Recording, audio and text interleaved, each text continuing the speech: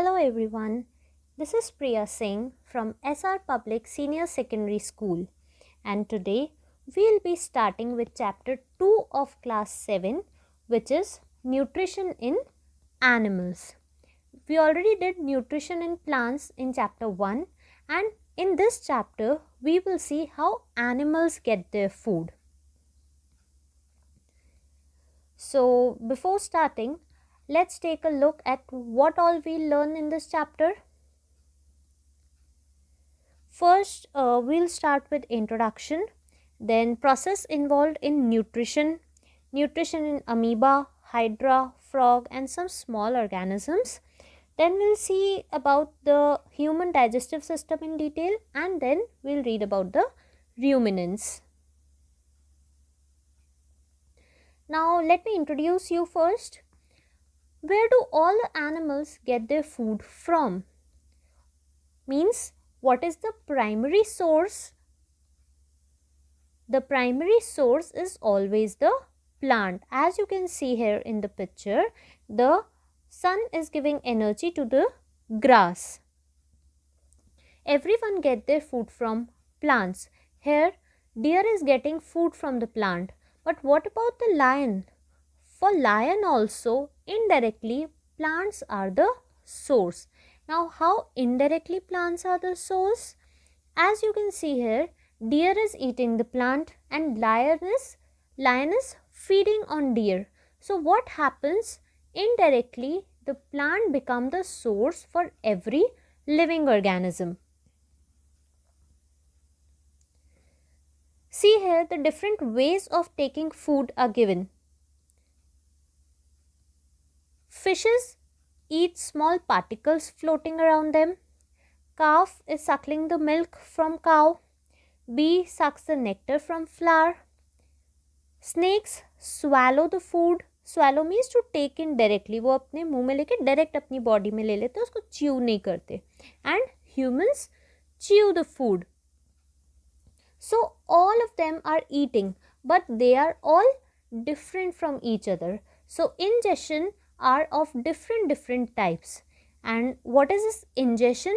That I'll explain you in next slide. Here you have seen different organism or different types of organism taking in food in different way. Now we'll start about nutrition, the processes involved in nutrition. We have already studied about nutrition in chapter 1, and what is it? The process of taking in food by an organism and its utilization by the body is called nutrition.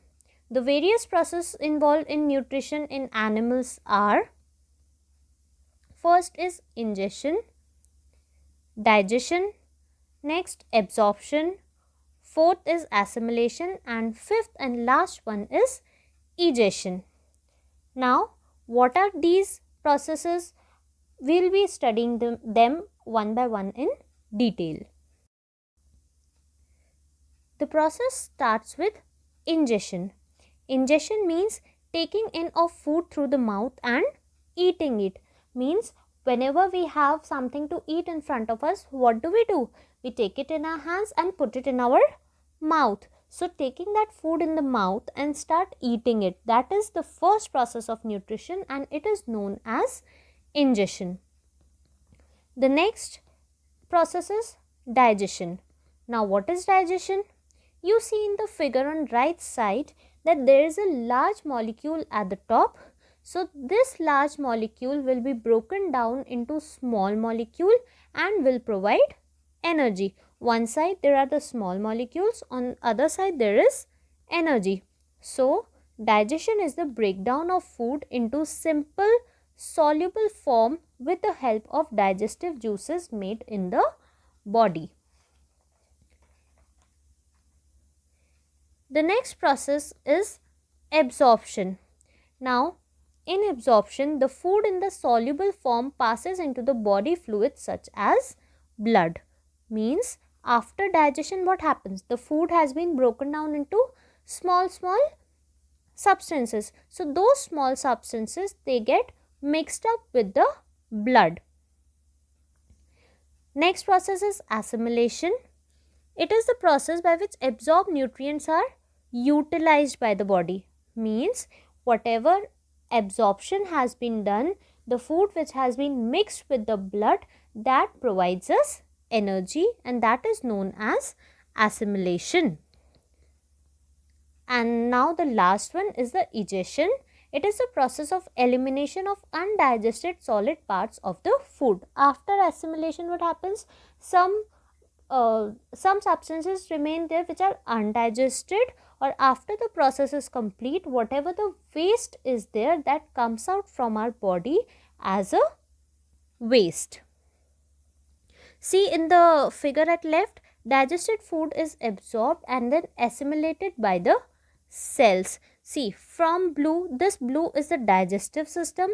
In digestive system, through digestive system, the absorption is done.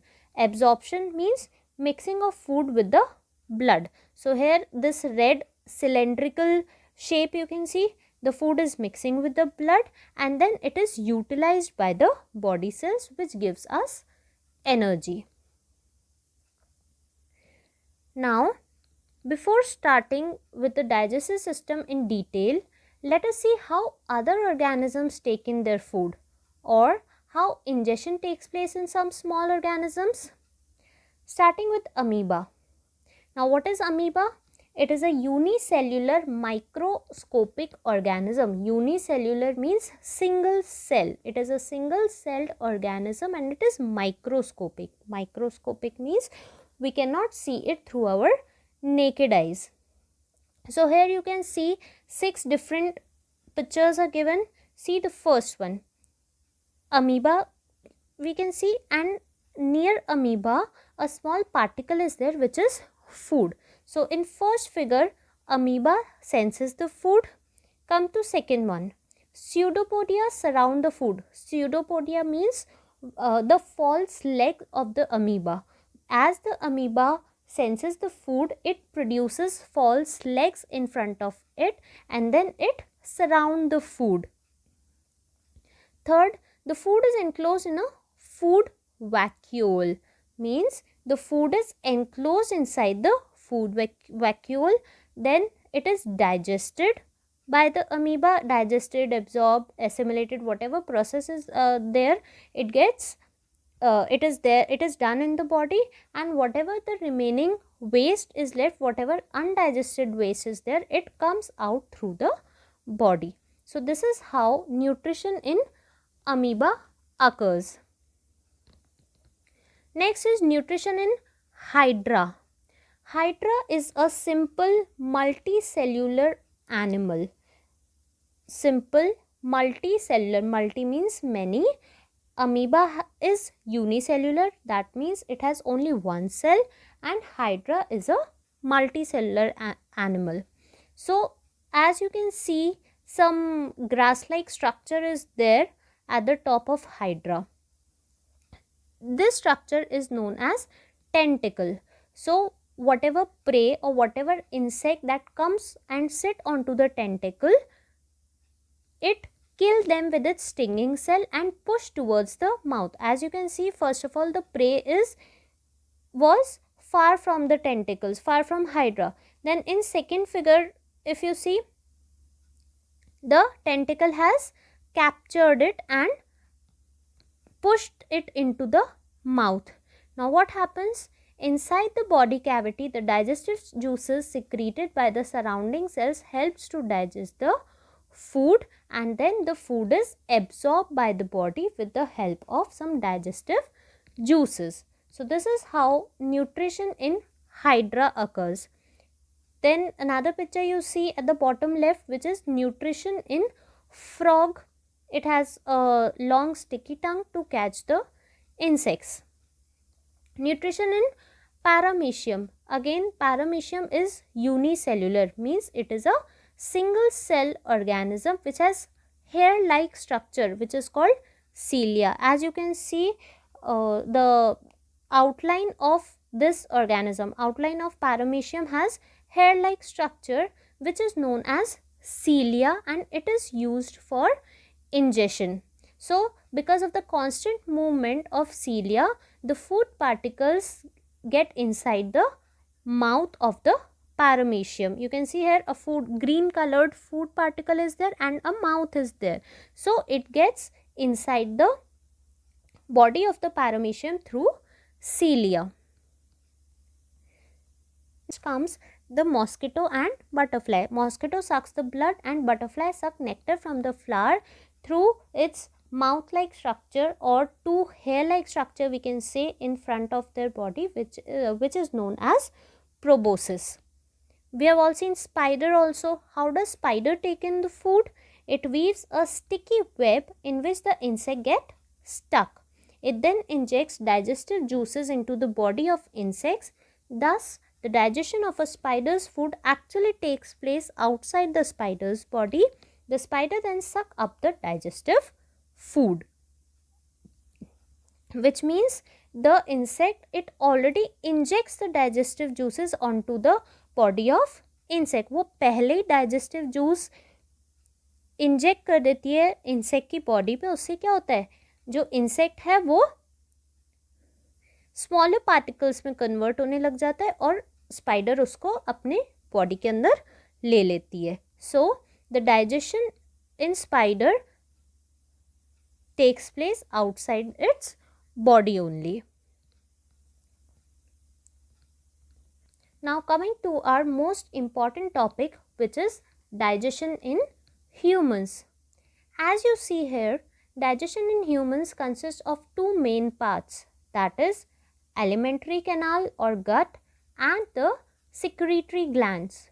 Means the digestion is not possible without these two.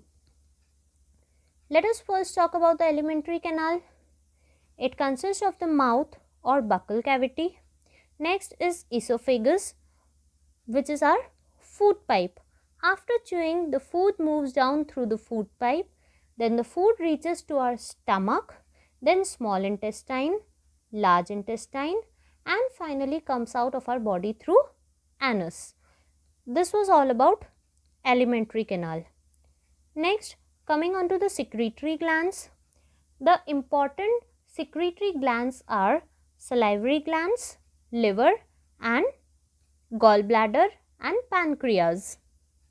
Secretory glands secrete something. Secrete means, as from the word secretory gland, secretory means to secrete and to secrete means to produce. So the first one, which is the salivary gland, it produces saliva. Liver and pancreas produce digestive juices. So let us study all of these in detail now.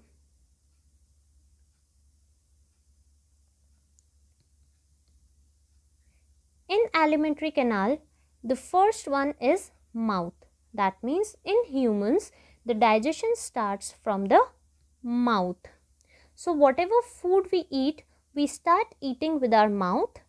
So food is intaken by mouth and the process of taking in food is known as ingestion, and food is chewed by our teeth.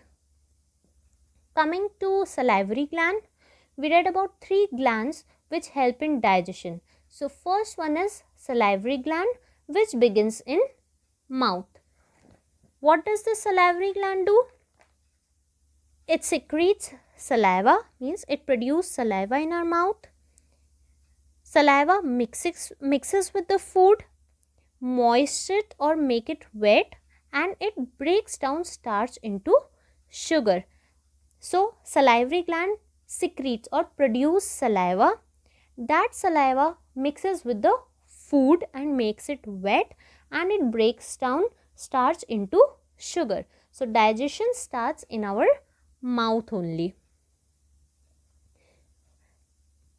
In our mouth, we have a tongue also. Tongue is a muscular organ that helps us to eat food. What is the role of tongue? It pushes down food towards our teeth. It helps in mixing the food.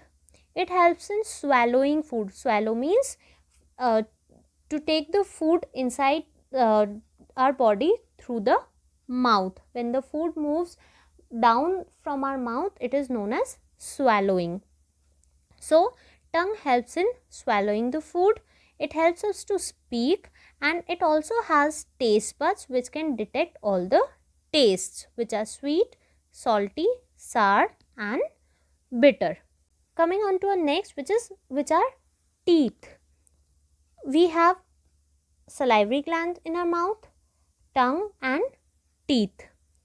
Now two types of teeth are there: milk teeth, which are 20 in number, and permanent teeth, which are 32 in number. A child has only 20 teeth, 10 in each jaw, means 10 in upper jaw and 10 in lower jaw. When by the age of 10, when the milk teeth start falling, they are replaced by the permanent teeth, and they are 32 in number. That means 16 in the upper jaw and 16 in the lower jaw. These permanent teeth are of 4 different types, starting with incisors. Incisors, they are 8 in number, 4 in each jaw. So they are chisel shaped and are used for biting and cutting. Next comes canines. They are at the side of the incisors and they are 4 in number, means 2 in each jaw, and they are pointed shape and they are used for piercing and tearing of food. Like for example, when we open the packets of chips or anything, we open them from the side teeth because they are sharp and help us in piercing. Then comes premolars, which are 8 in number, 4 in each jaw. They are broad with flat surface and used for crushing and grinding. And last come molars, which are 12 in number. They are 6 in each jaw and they are also the grinding teeth. And our teeth has a white substance which is called enamel. The white substance covers our teeth, which is known as enamel, and it is the hardest substance in the body. This was all about the mouth. Now let us come to the second part of alimentary canal, which is food pipe or esophagus. So food pipe starts from the neck region and goes to the chest. After the food is swallowed, it slides down the pharynx into the esophagus. Food moves down in wave-like action called peristalsis. Means when we swallow the food moves in downward direction into the esophagus or food pipe, and it moves in wave-like action so that it is easy for the food to move down, and this wave-like action is known as peristalsis.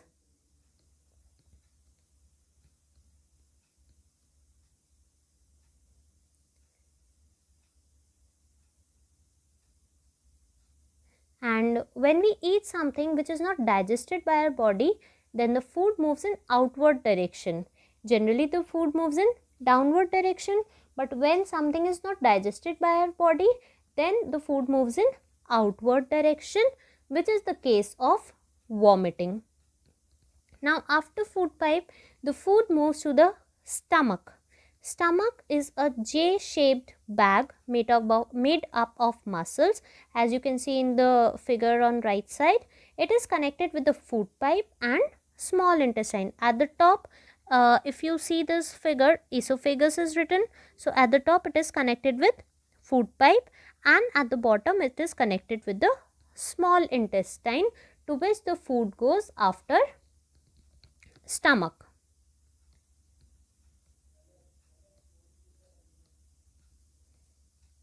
The inner lining of the stomach secretes 3 things: mucus, hydrochloric acid and digestive juices.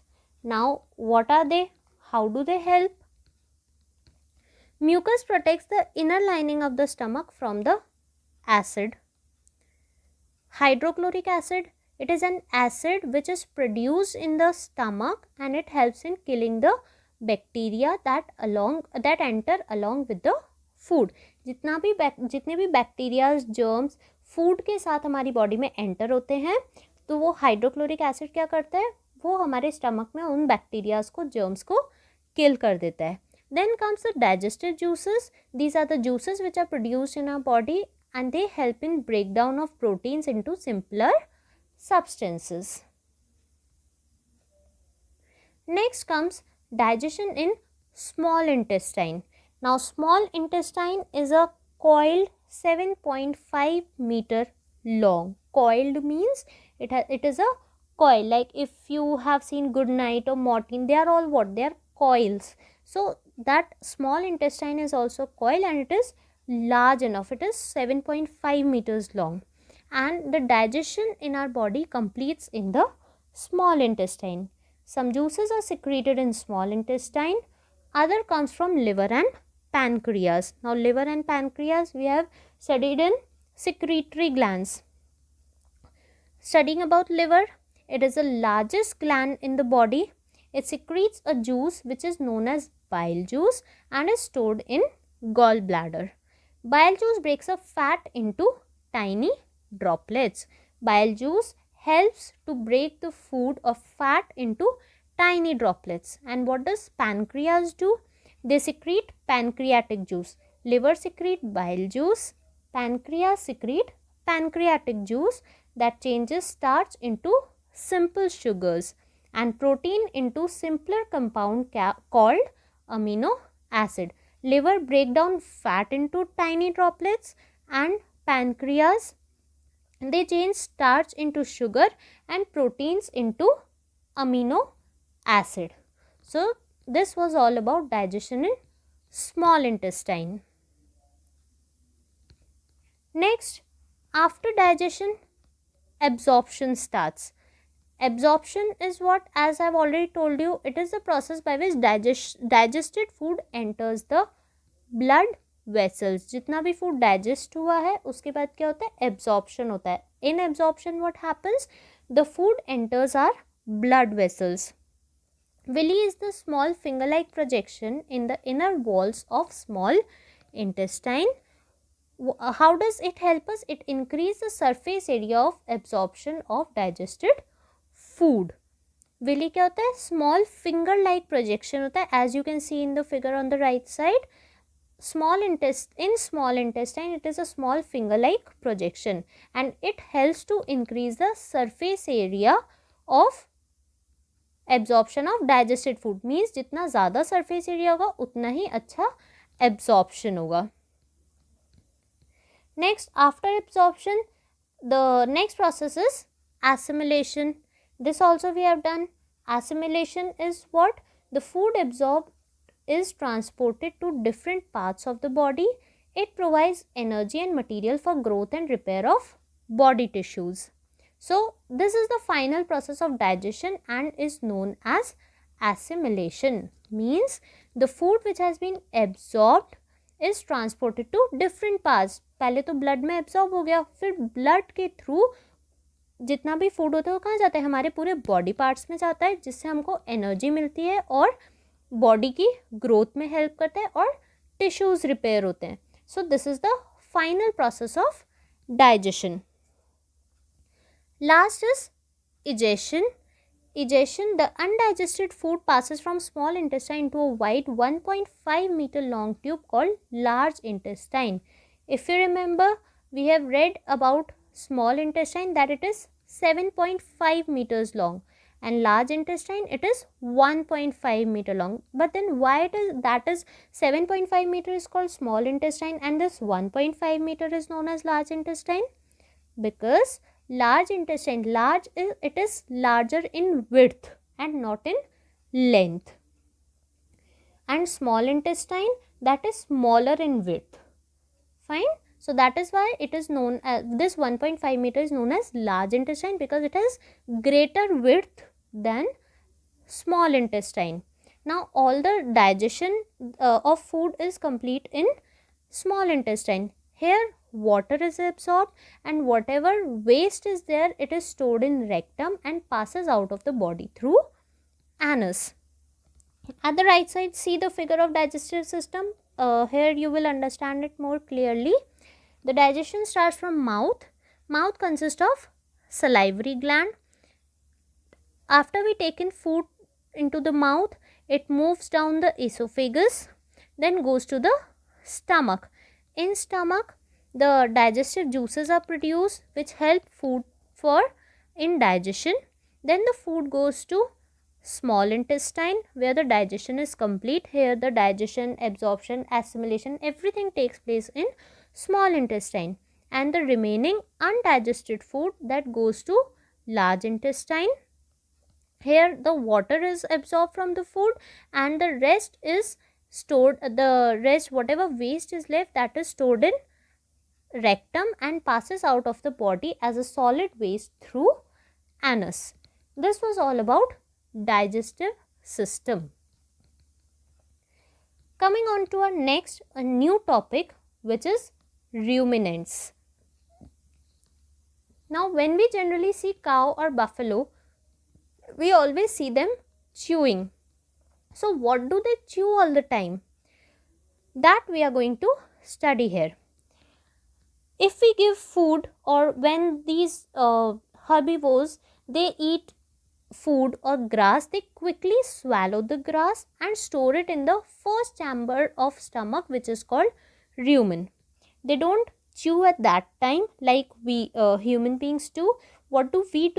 We take in the food, chew it properly, and then take it inside our mouth through the food pipe. But what do these grass eating animals do? They quickly swallow the grass or quickly swallow the food and store it in the first chamber of stomach.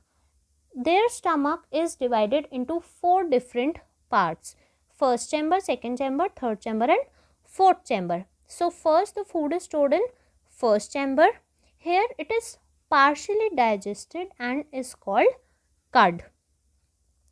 Then it goes to the second chamber, from where it is returned to the mouth for thorough chewing. First, the food is swallowed in directly to the first chamber. Here it is partially digested. Then it goes to the second chamber, and from second chamber the food returns back to the mouth for chewing.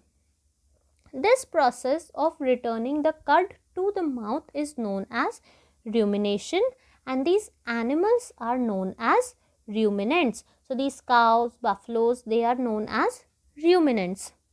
Now after chewing, the food is swallowed for second time and then digested further in the remaining chambers, means third and fourth chambers are left. So after the food comes into the mouth for second time, it again goes back into the remaining chambers, and after these chambers, or after passing through the from the stomach, the food finally goes to small intestine where the absorption of nutrients occur. See in this picture, a cow has been shown.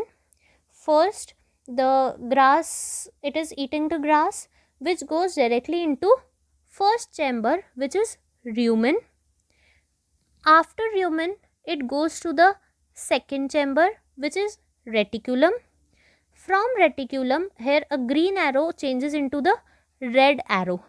This red arrow is the cud. When the food comes back to the mouth second time, it is cud, and this red arrow is converted into blue arrow, and it is going into the remaining 2 chambers, which is omasum and abomasum. So what are the 4 different chambers in ruminant's body? Rumen, reticulum, omasum and abomasum.